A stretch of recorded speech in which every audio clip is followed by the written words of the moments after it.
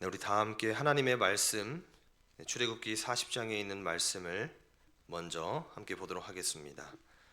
제가 대표로 이 말씀을 먼저 봉독하도록 하겠습니다. 출애굽기 40장 34절부터 38절에 있는 말씀을 함께 보도록 하겠습니다. 그 후에 구름이 회막에 덮이고 여호와의 영광이 성막에 충만하매 모세가 회막에 들어갈 수 없었으니 이는 그룹이 회막 위에 덮이고 여호와의 영광이 성막에 충만하였으며 구름이 성막 위에서 떠오를 때에는 이스라엘 자손이 그 모든 행하는 길에 앞으로 발행하였고 구름이 떠오르지 않을 때에는 떠오르는 날까지에 발행하지 아니하였으며 낮에는 여호와의 구름이 성막 위에 있고 밤에는 불이 그 구름 가운데 있음을 이스라엘의 온 족속이 그 모든 행하는 길에서 친히 보았더라. 아멘. 네, 수목원교회 성도 여러분 안녕하십니까? 반갑습니다. 너무나 뜻깊고 의미 있는 시간을 오늘 제가 이곳에서 보내고 있는 것 같습니다. 네, 앞서 말씀하신 대로 저는 서중원 앞에 퇴교원 교회를 섬기고 있는 부목사 명신완입니다. 이렇게 귀한 안식일에 특별히 하나님께서 또 특별한 은혜를 주셔서 이 수목원 교회로 또 초청해 주시고 또 이곳에 와서 성도님들의 또 환영을 통해서 이제 안식일을 시작하는 귀한 의미 있는 시간을 갖게 되었습니다. 이 주어진 이틀의 그 시간 가운데 너무나 귀중한 하나님의 말씀을 함께 나누도록 하겠습니다. 특별히 성소와 하늘 본향이라는 주제로 제가 함께 이 주님의 말씀을 선포하게 될 때에 성도 여러분께서 여기 서 있는 작은 저를 보지 마시고 그 하나님의 말씀의 그 권능의 능력에 힘입어 우리 각 사람의 필요대로 하나님께서 채워주시는 그런 시간이 되시기를 간절히 소망합니다. 저는 오늘 이 시간이 가장 뜻깊은 시간이 될 것 같은 것이요. 제가 지난 수요일에 거룩한 안수 예식을 받았습니다. 부족한 이 종을 하나님께서 기름 부어 주시고 더 열심을 다해 나갈 수 있도록 이렇게 준비를 해 주셨는데요. 제가 안수받고 처음 하는 설교입니다. 그렇기 때문에 더욱더 떨리고 앞으로의 이 다짐을 가지고 어떻게 나아갈지 스스로 묵상하는 그런 귀한 시간을 갖게 되었습니다. 성도 여러분께서도 오며 가며 저를 보실 수도 있고 지나가면서 저기 젊은 목사가 지나가구나 이렇게 생각하실 수 있으실 텐데 보실 때마다 기도해 주시고 귀한 하나님의 종으로 잘 정진해 나갈 수 있도록 기도해 주시고 응원해 주시면 참 감사하겠습니다. 저도 이 수목원 교회를 위해서 열심히 기도하고 또 노력하도록 하겠습니다. 오늘의 말씀을 보면서 저는 한 가지 기억을 떠올리게 됐습니다. 제가 과거에 이 신학생 시절에 이 동기들과 함께 이 배낭 여행으로 이 성지를 탐사하는 경험을 하게 되었습니다. 이제 대학생이기 때문에 이렇게 돈을 많이 가지고 갈 수 있는 상황도 아니었고 이렇게 좋은 호텔에서 잘 수도 있는 상황은 아니었지만 이때가 아니면 경험할 수 없겠다라는 생각을 가지고 이 예수님께서 가셨던 그 길을 한번 가보게 되었습니다. 그 여정은 저에게 참 특별한 기회가 되었습니다. 어떤 여행사나 패키지가 아니라 내가 시간 될 때 그곳을 가고 내가 여기서 더 묵상하고 싶을 때 시간을 갖고 이런 귀한 시간을 갖게 되었는데요. 처음에는 어떤 계획된 일정보다 무작정 여행을 간다는 그런 생각에 참 걱정도 많이 되었습니다. 처음에는 걱정도 됐지만 또 한편으로는 많이 신이 나기도 했습니다. 내가 이렇게 길게 여행을 떠나보는 것도 처음이고 그런 감사한 시간이었지만 이 많은 또 이제 후배들과 동기들을 데리고 가야 된다는 그런 압박감도 다가오게 됐습니다. 그런데 막상 그 준비를 하면서 생각을 해보니 부담감이 생각보다 더 길게 다가오는 것이었습니다. 제가 사실 그전에는 이 해외여행을 가보지를 않았거든요. 이 제주도를 수학여행 가본 게 처음이었는데 내가 익숙하지 않은 환경 속에서 어디 중동 이쪽을 간다고 하니 좀 두려웠던 것 같습니다. 그런데 저에게는 이것을 이겨내는 힘이 한 가지 있었습니다. 그것이 뭐였냐면 바로 목표였습니다. 내가 이것을 왜 가려고 하고 내가 어떤 목표를 향해서 이것을 준비하고 있는지라는 생각을 하게 될 때에 그런 두려움은 잠시 뒤로 제쳐둘 수 있었습니다. 내가 그래도 예수님이 가셨던 그 길을 한번 묵상하면서 가보고 싶지 않느냐. 내가 나중에 이걸 가볼 수도 없는 상황들 될 수 있는데 내가 꼭 한번 가보자라는 결심을 하게 된 것입니다. 오늘은 이 본문의 말씀, 이 출애굽기는 이스라엘 백성이 이 애굽을 떠나서 그들이 경험해보지 못했던 새로운 길을 떠나는 상황에 놓여져 있습니다. 제가 이 성지를 처음 가게 되면서 자동차로 또 여행을 다니게 됐습니다. 예루살렘도 가보고요, 갈릴리, 사해바다 이런 데도 이제 들려봤습니다. 그런데 제가 우연치 않게 이제 고속도로를 운행하면서 이렇게 한 표지판을 보게 되었는데요. 여기에 이제 보면은 맨 위에 이제 헬라어가 써 있습니다. 그리고 그 밑에는 우리가 좀 그래도 좀 익숙한 단어로 보이시죠? 네, 뭐로 보이십니까? 네, 이제 출구로 나가라는 그런 표시로 보이게 됩니다. 근데 이 위에 이 헬라어에 우리가 발음을 해서 보게 되면 뭐냐면요, 엑스호도스로 읽습니다. 이것도 좀 익숙하시죠? 네, 바로 출애굽기, 우리가 익숙하게 보는 이 출애굽기가 영어로 하면 이제 엑스호도스, 그리고 헬라어로 했을 때도 엑스하고 호도스 이게 비슷하게 읽혀지게 됩니다. 이것은요 바로 출구라는 뜻이 되게 됩니다. 이스라엘 백성들은 이 애굽의 그 노예 생활 속에서 그들이 익숙했던 삶을 두고서 떠나게 되었습니다. 그래서 이 출애굽이라는 책은요 바로 떠남에 관한 책이 되는 것입니다. 그들은 노예의 삶 속에 있었습니다. 근데 그들이 노예 생활을 짧게 한 것도 아니고 아주 길게 했습니다. 그래서 이 노예의 삶이 그들에게는 이미 조금 익숙해져 버린 삶이 되어 버렸습니다. 이제 이 출애굽이라는 의미를 보게 됐을 때에 탈출, 벗어나림이라는 뜻을 갖고 있지만 이 분명한 출애굽에는 그냥 단순한 의미가 아닌 목표가 있습니다. 그들이 그냥 단순히 이 땅을 떠나는 것이 아니라 그들이 떠나서 가려고 하는 목표가 있는 것입니다. 그들의 목표는 어느 땅으로 나아가는 것이었죠? 바로 가나안 땅으로 나아가는 것이었습니다. 이스라엘 백성들은 그 길이 쉬운 길은 아니었지만 그들이 가나안이라는 목표가 있었기 때문에 이것을 참고 또 참고 넘어가는 상황들이 되어 보았습니다. 제가 실제로 광야에서 한번 잠을 자는 경험을 해봤습니다. 저기 이 드넓은 광야를 보면 저기 아래에 무슨 조그만 게 하나 보이죠? 저기 점이 접니다. 제가 이렇게 손을 벌리고 있는 모습인데 저렇게 광야가 광활합니다. 이렇게 해가 지고요. 처음 왔는데 너무 이 펼쳐진 장관이 멋있고 대단하게 느껴지는 곳이었습니다. 그래서 제가 이 처음 성경을 읽으면서 이스라엘 백성들의 모습들을 제가 생각을 하면서 이런 생각을 하게 됐어요. 이 백성들 왜 이렇게 철이 없을까?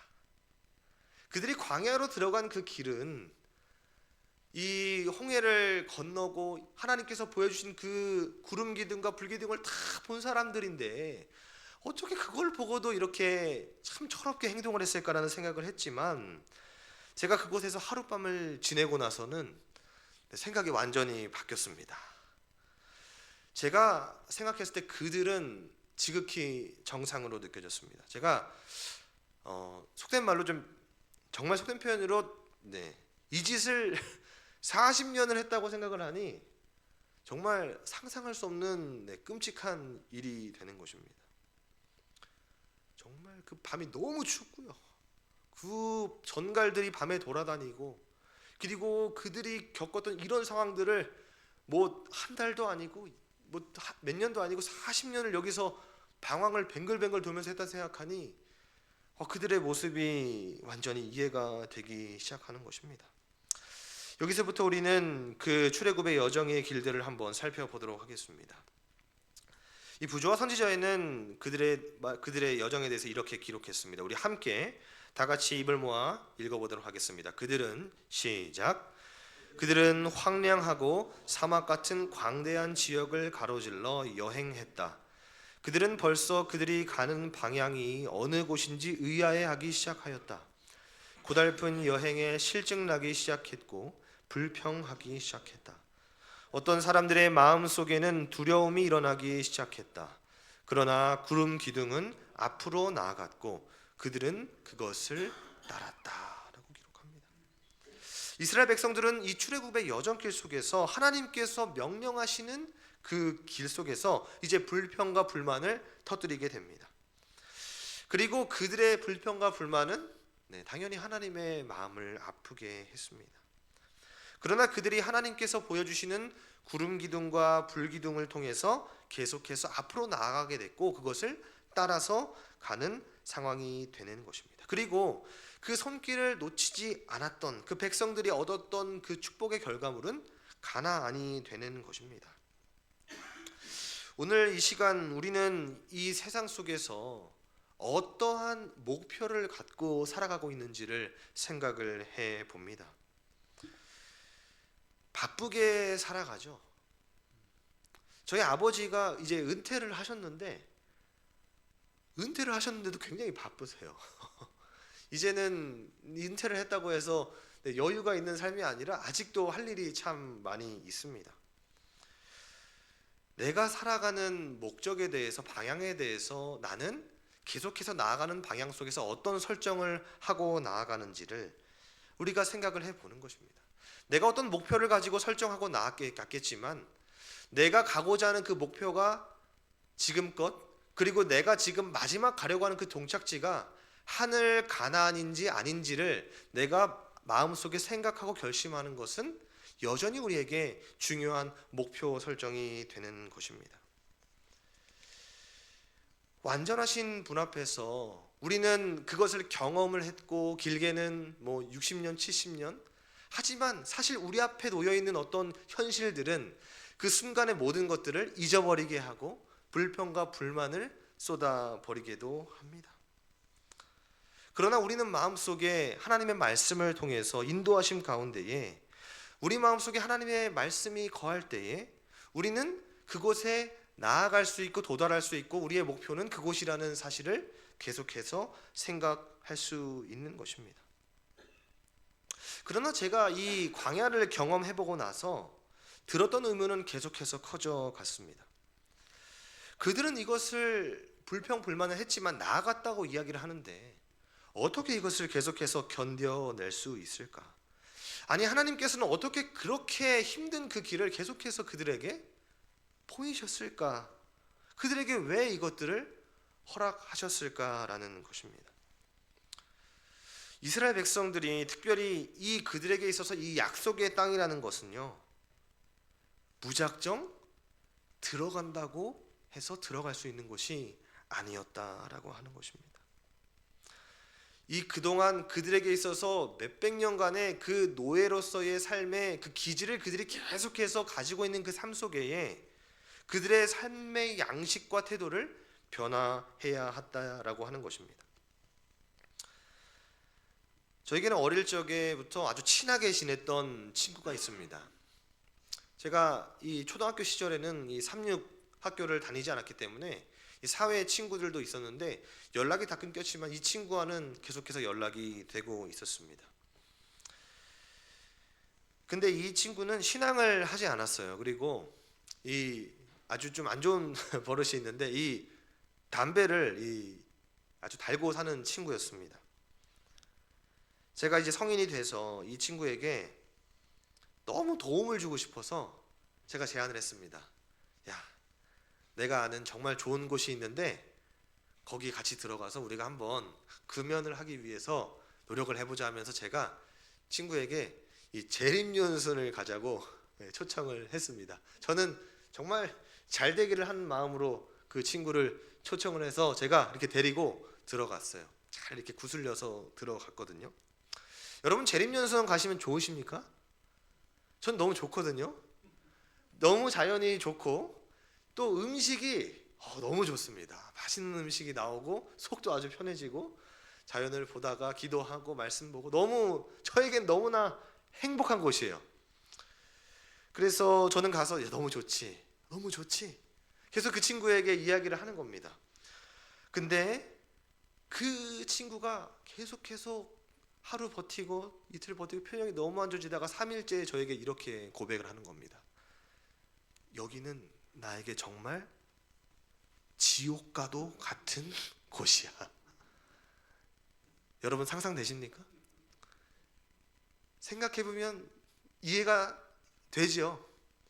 이 친구의 삶의 양식은, 삶의 태도는 지금 이곳과는 전혀 어울리지 않아요. 너무 이미 멀어져 있습니다.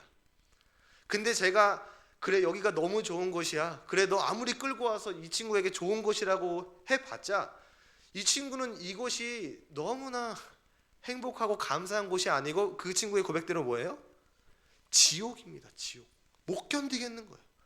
하루라도 여기를 나가고 싶은 곳이 되는 것입니다.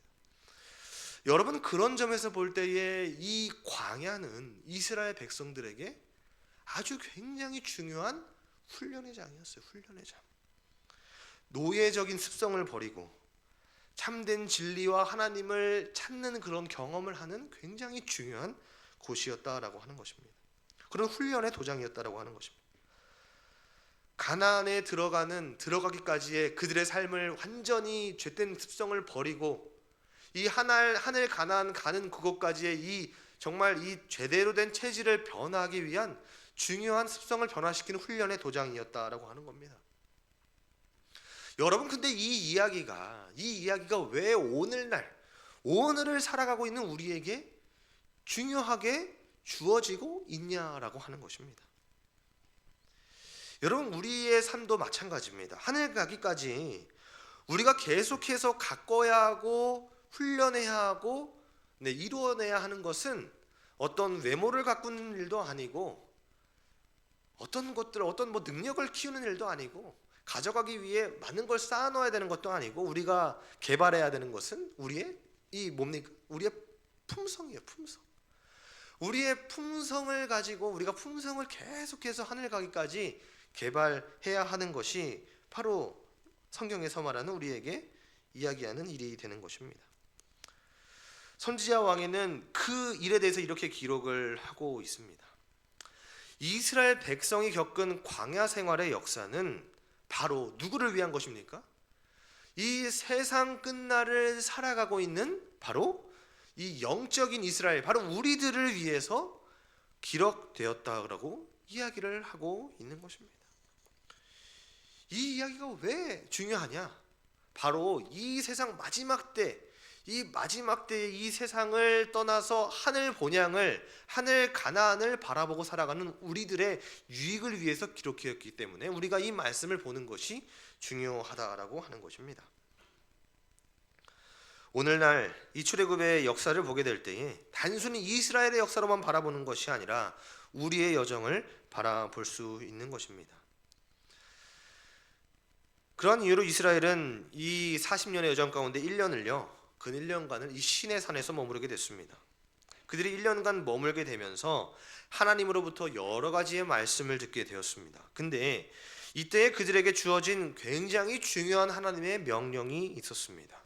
근데 그것이 무엇이었냐면 바로 이 17절에 나오게 되는 바로 성막의 건설이었습니다. 성막의 건설. 이 17절을 보게 되면요, 성막에 대해서 이렇게 말합니다. 이 둘째 해 첫째 달 곧 그 달 초하루에 성막을 세우니라 라고 말했습니다.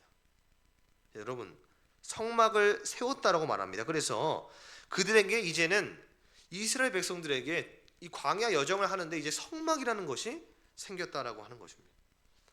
근데 성막의 건설은 왜 이렇게 중요하냐라고 하는 것이 그 이유가 뭐냐면 바로 성막은 하늘의 하나님이 이 땅에서 거할 처소를 만들기 위해서 주어졌기 때문에 이것은 그들에게 있어서 굉장히 중요한 일이 되는 것입니다. 성막은 하나님의 집이 되는 것인데, 이 거룩하신 하나님께서 하늘에서 이제 그분의 거처를 이 누추한 땅으로 옮기시게 된 것입니다. 성막은 하나님의 집인데, 그 하나님께서 춥고 누추한 이 광야 가운데에 하나님께서 이곳에 내가 거하겠다고 그 집을 짓게 되셨습니다. 그래서 이제 이스라엘 중에 성막이 있다는 것은 하나님께서 그들과 이제 여기에서 함께 계시겠다는 것을 증표하고 있는 것이 되는 것입니다. 그래서 출애굽기 40장 34절에 말합니다. 구름이 회막을 덮이고 여호와의 영광이 성막에 충만하매라고 말합니다. 이스라엘 백성들은 이제 그 구름을 보면서 여호와 하나님께서 그들의 이 성막 가운데, 그들의 이 전 안에 함께 임하고 계심을 보게 됩니다. 이스라엘 백성들이 이제는 거룩한 백성이 된 까닭은 뭐냐면, 그들의 진영 안에 뭐가 있어요? 성막이 있고 하나님께서 그곳에 이제 거처를 옮기셨기 때문이 되는 것입니다. 그래서 이 광야가 볼품없지만, 아무것도 없지만 이 거룩한 땅이 될 수 있는 가장 중요한 이유는 바로 하나님께서 이스라엘 진영 안에 성막을 만드시고 그곳에 거처하고 계시기 때문입니다. 이것은 그들에게 있어서 이제 엄청난 상징이 되는 것입니다. 여러분, 그러면 이 성막 가운데 있었던, 정말 그들의 영광이 볼 수 있었던 하나님의 이 영이 우리에게 임하고 있구나를 느꼈던 이 성막의 이 상징, 이제 이 시간이 지나서 이 솔로몬의 시대의 이 성막은 이제 이스라엘 백성들이 이제 출애굽이 마치고 그것이 이제 변화되지 않습니까? 이 하나님께서 거하시는 곳이 이제 옮겨지지 않습니까? 그리고 그것은 변화되어 이제 예루살렘의 성전으로 옮기게 됐습니다. 이 성전이라는 것이 세워졌는데, 근데 이제 이 예루살렘 성전이라고 하는 것이 이 바벨론의 침략을 통해서 이 성전이 파괴가 됩니다. 파괴가 돼요. 이제 이 바벨론이라는 이방 국가에 침략을 당해서 하나님의 성전이 황폐화되게 되었습니다. 여러분, 그러면 성전은 무너졌는데, 그러면 이제 하나님은 어디에 계시는 것입니까? 하나님께서 이 땅에 이스라엘 백성을 통해서 성막을 만드시고 임하셨는데, 이제 그것이 예루살렘 성전으로 옮겨졌는데, 이제 성전이 황폐화됐습니다. 이제 어디로 하나님은 거처를 옮기고 계신 것이냐라고 하는 것입니다. 그때 이스라엘 백성들이, 이 유대인들이 깨닫고 있었던 굉장히 중요한 통찰은, 하나님께서는 이 장소뿐만이 아니라 이 시간 속에서도 거하신다는 굉장히 중요한 사실을 깨닫고 있었습니다. 바로 우리가 알고 있는 굉장히 중요한 이 안식일의 기별이 되는 것입니다. 출애굽기에서 가장 중요한 율법은 우리가 보면은 이 우상숭배의 기별로 볼 수도 있겠지만, 우리가 또 굉장히 중요하게 알듯이 가장 많이 언급된 기별은 뭔가요? 안식일 기별입니다. 우리가 알듯이 이 천지창조도 안식일이라는 이 7일 도식에 맞추어 이루어졌습니다. 그래서 이 안식일은 다른 날과 특별히 구별됨으로써 바로 하나님의 임재를 경험하게 되었다라고 하는 겁니다. 그래서 그들이 나라를 뺏기고, 그들이 하나님께서는 지금 우리가 어디에 계실까라는 그런 포로 생활을 겪을 때에도 이 이스라엘 흩어진 백성들은 이 안식일을 계속해서 꾸준히 지키고 이 안식일 가운데에 하나님의 임재를 느끼게 되었다라고 하는 것입니다. 그리고 이제 이 신약의 시대에 이르러서 하나님의 영광은 우리에게 아주 다른 모습으로, 아주 중요한 모습으로 나타나게 되었습니다. 그것은 바로 무엇입니까? 바로 예수 그리스도께서 이 땅에 오셔서 우리와 함께하고 계시는 것입니다. 제자와 사도와 신앙인들이 보았던 것은, 하나님이 이제는 우리 이 예수 그리스도라는 인격체 가운데에 우리 삶 속에 거하신다라는 사실입니다. 거하신다. 우리의 삶 속에 거하신다라는 이 말이 너무나 중요한 표현이 되는 것입니다. 예수 그리스도께서 몸소 하나님의 나라가 되었고 하나님의 집이 되었습니다. 여러분, 이 요한복음에 하나님의 종이라고 표현되는, 하나님의 아들로 표현되는 이 요한복음에는 이렇게 이야기를 합니다. 이 본문의 말씀이 잘못 표기되었습니다. 죄송합니다. 요한복음 1장 14절에는 이렇게 말합니다. 우리 말씀이 육신이 되어 함께 읽겠습니다. 시작. 말씀이 육신이 되어 우리 가운데 거하심에 우리가 그의 영광을 보니 아버지의 독생자의 영광이요 은혜와 진리가 충만하더라. 요한복음 1장 14절입니다. 여기 말씀이 육신이 되어 우리 가운데 거하셨다고 말씀하셨어요. 이걸 누구를 표현하는 거냐면 바로 말씀이 예수님이 되셔서 우리 가운데 임하셨다라는 것을 이야기를 하고 있습니다. 여러분, 이 거하신다라는 표현을 우리가 함께 살펴보도록 하겠습니다. 이 거하심이라는 단어는요, 헬라어로 이 스케노라고 표현합니다. 이 동사로 써요. 근데 여기서 보면은 이 명사로 스케네라는 말이 뭐냐면요, 성막입니다. 그러니까 이 스케네라는 말은 같은 어원에서 온 같은 말이에요.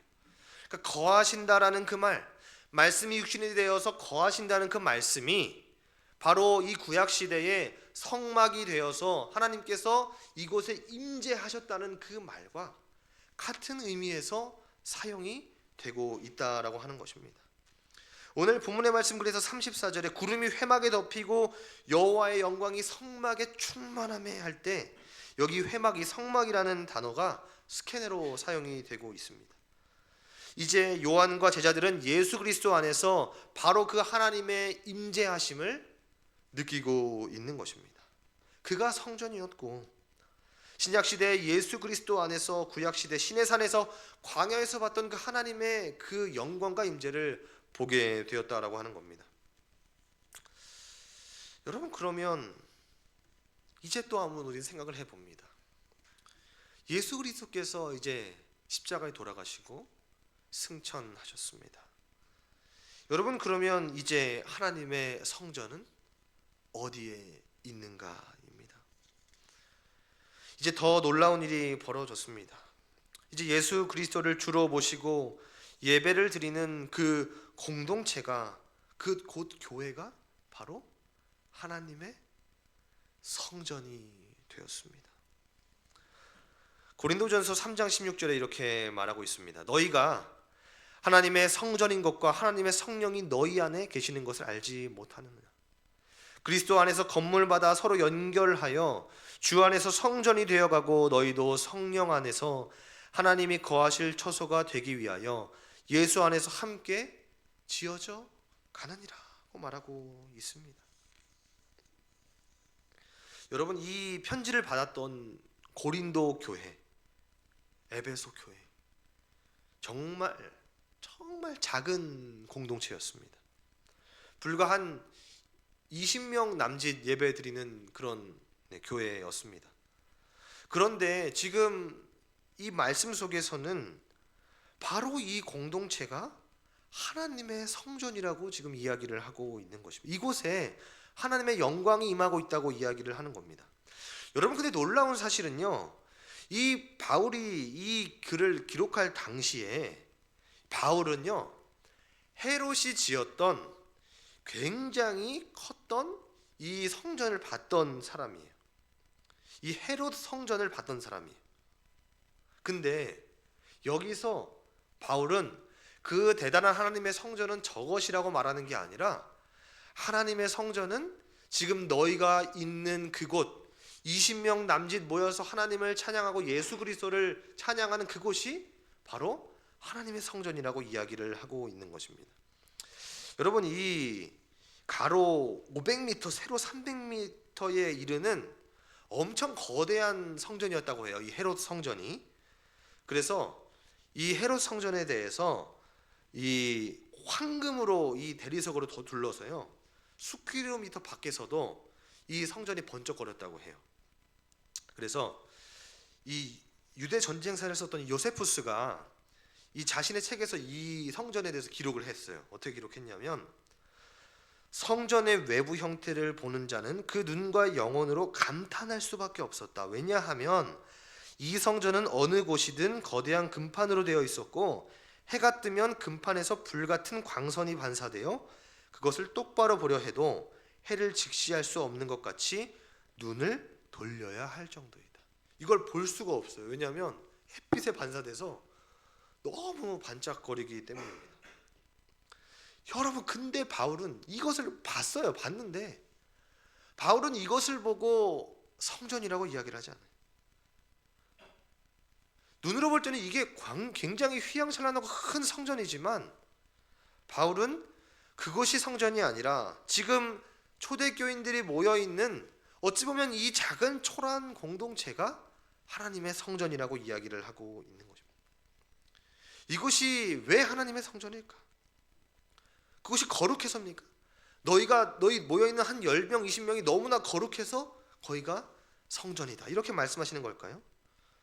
여러분, 사도 바울은 그들의 형편에 대해서도 이렇게 말합니다. 형제들아, 함께 읽겠습니다. 형제들아, 시작. 형제들아, 너희를 부르심을 보라. 육체를 따라 지혜로운 자가 많지 아니하며 능한 자가 많지 아니하며 문벌 좋은 자가 많지 아니하도다. 바울은 이렇게 표현해요. 너희들 중에 지혜로운 사람도 별로 없고 능력 있는 사람도 별로 없고 이게 집안이나 학벌도 엄청 좋은 사람도 있는 거 않다고 이야기를 하고 있어요. 여러분, 이 상황만 형편없는 게 아니라요, 이 사람들의 상태가 어떠냐면, 처음으로 이 교회를 개척한 이 사도를 인정하지 않고 작은 공동체 안에서도 서로 싸우고 헐뜯고 서로 성도들끼리 소송하고 자신이 갖고 있는 알량한 지식 갖고 싸웠던 그런 곳이 바로 이 공동체였습니다. 그런데 이런 곳이 성전이라고? 근데 이런 곳이 성전입니까? 라고 우리가 말할 수 있는데요, 지금 바울은 이런 곳이 성전이라고 하는 것입니다.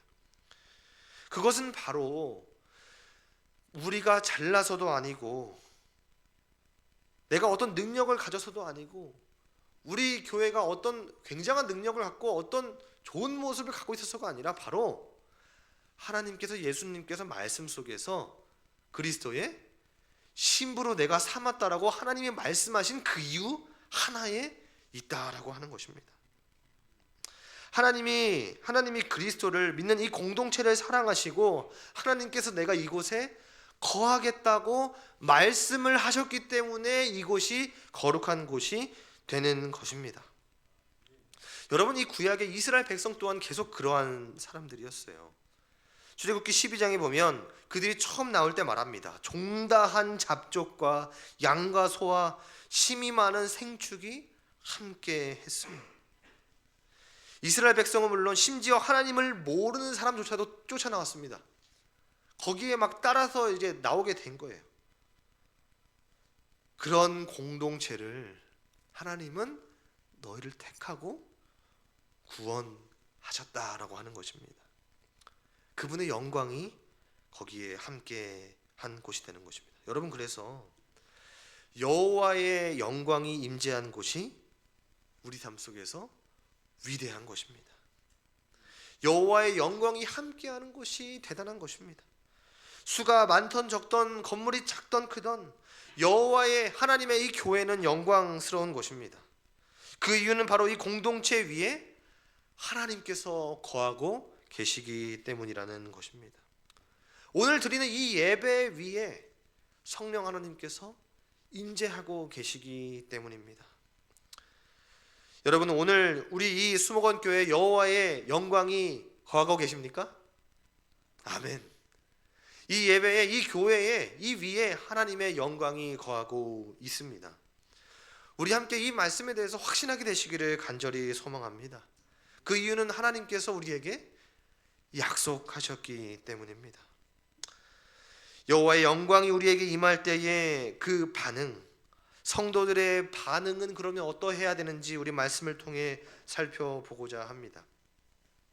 여호와의 영광이 이스라엘 백성들에게 임할 때에 그들에게 공통적인 반응이 나타나고 있습니다. 출애굽기 40장 16절, 19절, 20절, 21절, 25절, 27절, 29절, 32절에 그들이 성막을 짓고 그곳에 묵상하고 기도하는 그 순간대마다 계속해서 반복하신 그 말씀은 무엇이냐면 바로 여호와께서 모세에게 명령하신 대로 되니라 라는 말씀이었습니다.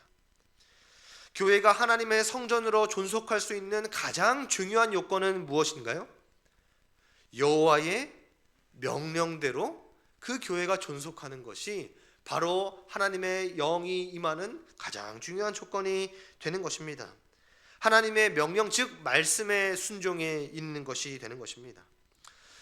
이 민수기 9장 17절에는요 이렇게 기록을 하고 있습니다. 구름이 성막에서 떠오르는 때에는 이스라엘 자손이 곧 행진하였고 구름이 머무는 곳에 이스라엘 자손이 진을 쳤으니 이스라엘 자손이 여호와의 명령을 따라 행진하였고 여호와의 명령을 따라 진을 쳤으며 또 계속 말합니다. 구름이 성막 위에 머무는 날이 오래일 때에는 이스라엘 자손이 여호와의 명령을 지켜 행진하지 아니하였고 혹시 구름이 성막 위에 머무는 날이 적을 때에도 그들이 다만 여호와의 명령을 따라 진영에 머물고 여호와의 명령을 따라 행진하였고 곧 그들이 여호와의 명령을 따라 진을 치고 또 모세를 통하여 이르신 여호와의 명령을 따라 그들의 직임을 지켰다라고 말합니다. 여러분 말씀에 순종하는 공동체는 하나님께서 함께 하시는 임마누엘의 표징을 하나님께서 보여주십니다. 여러분 여호와의 명령을 따라서 그들에게 표징이 보여졌습니다. 구름 기둥이 보여졌습니다. 바로 영광의 구름 기둥을 통해 그들은 여호와의 임재하심을 느끼고 앞으로 나아갈 수 있었습니다. 구름이 떠오르면 그들은 쫓았고 구름이 없어지면 그들은 멈췄습니다. 그리고 구름이 떠오르지 않으면 기다렸습니다. 계속해서 하나님의 말씀에 그들은 순종했다라고 하는 것입니다. 예수님께서도 이 땅에 승천하시면서 우리 이스라엘의 백성들 이 남은 이 영적인 이스라엘들에게 말씀하셨습니다. 우리 너무나 잘 아는 성경절이죠. 함께 읽어볼까요? 시작. 내가 너희에게 분부한 모든 것을 가르쳐 지키게 하라. 볼지어다 내가 세상 끝날까지 너희와 항상 함께 있으리라 하시니라. 임마누엘의 약속은 곧 말씀의 순종과 함께 합니다. 여러분 이 말씀이 너무나 익숙해서 우리가 그냥 읽어보고 흘려 넘어갈 수도 있지만 우리가 매일매일 살아갈 때에 이 예수님의 마지막 이 대사명의 약속을 우리 마음 가운데 간절히 새기게 되시기를 간절히 소망합니다. 우리가 오늘의 이 말씀을 지켜보면서 우리의 삶의 여정길을 보게 됩니다. 사실 우리가 가는 길은 완벽하지도 않고 불안합니다. 그러나 그 길 가운데에 창세로부터 하나님께서 우리와 함께 하고 계십니다. 여러분 저는요 사실 이 수목원 교회로 오는 길을요 여러 행사를 통해서 교육을 통해서 많이 와봤어요. 그래서 저는 이 길이 익숙하기 때문에 쉽게 올 줄 알았거든요. 근데 오는 길에 저녁에 와보니까 변수가 또 많더라고요. 이 1차선 도로가 이 앞에 버스가 있으니까 여기를 오는데 5분에 올 거를 한 10분 이상이 걸리고요. 여기 내비게이션 안 보고 들어오던 길인데 깜깜하니까 한번 지나쳤다가 돌아서 들어왔습니다. 내가 생각하고 제가 생각했던 그런 단순한 상황 속에서도 항상 변수가 생기고 이 부족한 사람의 길 가운데는 내가 한 치 앞도 예상할 수가 없습니다. 그런데 그 길 가운데에 우리가 계속해서 생각해야 될 일들을 생각해 본다면 바로 하나님께서는 그러한 순간 가운데서도 시공을 막론하고 우리가 함께 계신다라고 하는 겁니다. 오늘 말씀 통해서 봤듯이 건물이 없을 때에는 하나님께서는 이 시간, 이 안식일 속에서도 우리와 함께 하셨습니다. 그분의 임재하심을 느낄 수 있었고 그리고 그분을 예배하기 위한 이런 곳에서도 하나님을 우리와 함께 하고 있습니다. 그분이 이곳에 계신 것은 잘나서 우리가 잘난 것도 아니고 우리가 어떤 능력이 있어서도 아니고 하나님 아버지께서 우리를 너무나 사랑하셔서 그 예수님을 향한 십자가의 보혈로 우리를 구원하시고 함께 하시겠다는 사실을 우리에게 약속하게 된 것입니다. 사랑하는 수목원교회 성도 여러분, 하나님은 분명한 목적을 가지고 우리와 함께 하십니다. 우리가 가지고 있는 어떤 계획과 목적이 있다 할지라도요, 하나님께서 그 길을 밝혀 보여주지 않으면 우리는 그 길 따라 나갈 수가 없습니다. 때로는 멈추면 멈추는 대로 뜻이 있고 돌아가라면 돌아가라는 대로 뜻이 있고 그 순간순간마다 뜻이 있을 것입니다. 그러나 우리가 분명히 알아야 하는 것은 우리는 어김없이 하나님께서 우리에게 약속하신 그 목적지를 향해 나아가고 있다라고 하는 것입니다. 하나님께서 우리에게 보여주시는 그 구름을 우리가 부지런히 쫓아나가게 되기를 간절히 소망합니다. 우리가 구름이 보이지 않는 까닭은요, 구름이 없어서가 아니라 자꾸 구름보다 먼저 앞서 나가려고 하기 때문입니다. 우리가 하나님의 구름을 부지런히 쫓아가는 모두가 되기를 바랍니다. 구름 기둥의 영광이 우리를 앞서 나가고 계십니다. 부지런히 하나님을 좇음으로써 그 영광을 볼 수 있는 우리 모두가 되기를 간절히 소망합니다. 이 마지막 때에 정세가 불안하고요, 우리가 사는 이 세상살이가 녹록치 않습니다. 그런 순간 속에서도 우리가 나를 돌아보고 또 이 교회를 돌아보고 서로 기도하고 힘을 주고 살아가는 우리 모두를 돌아볼 수 있는 모두가 되기를 바랍니다. 하나님의 영광이 오늘 이곳에 함께하고 있습니다. 그 약속 우리 마음속에 간절히 생각하시고 살아가는 우리 모두가 되기를 간절히 바라면서 말씀을 줄이도록 하겠습니다.